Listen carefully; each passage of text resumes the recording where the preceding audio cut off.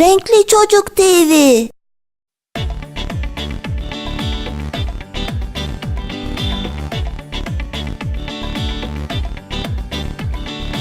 İşte sana parmaklardan sevimli bir aile.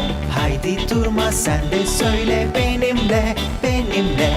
Baba parmak neredesin? Buradayım, buradayım, işte buradayım. Anne parmak neredesin? Buradayım, buradayım, işte buradayım. Abi parmak neredesin? Buradayım, buradayım, işte buradayım. Abla parmak neredesin? Buradayım, buradayım, işte buradayım. Bebek parmak neredesin? Buradayım, buradayım, işte buradayım.